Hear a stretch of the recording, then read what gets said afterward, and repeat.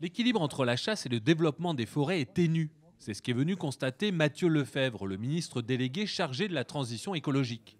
Sur cette parcelle, par exemple, 1200 arbres ont été plantés, mais seuls 10% deviendront adultes. Il y a des moyens de politique publique pour y parvenir.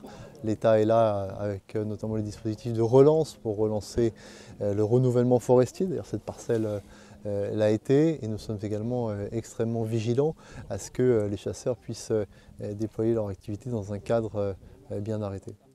L'Indre-et-Loire compte 12 000 chasseurs, dans la moyenne haute nationale.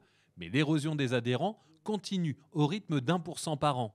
Une forêt comme celle-ci, si vous n'êtes pas un certain nombre de personnes autour d'un carreau que vous avez attaqué, eh ben, il ne va rien se passer, tout va échapper et il n'y va rien de prélevé. Et si ce n'est pas prélevé, ça refera les petits l'année prochaine, ça fera augmenter la population. Donc aujourd'hui, j'en suis à faire baisser le niveau de population globalement au niveau départemental des grands cervidés en forêt. Dans la forêt d'Amboise, 6 000 hectares, des protocoles annuels sont établis entre les gestionnaires de forêt et les chasseurs.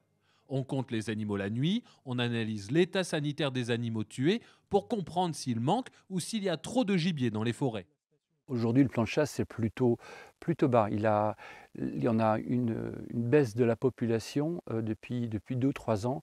Et donc, on doit être aux alentours de 200 animaux, une centaine d'animaux de prélevés sur le massif, avec une volonté de vouloir remonter la population. Donc, on prélève un peu moins d'animaux pour remonter un petit peu le nombre d'animaux en forêt.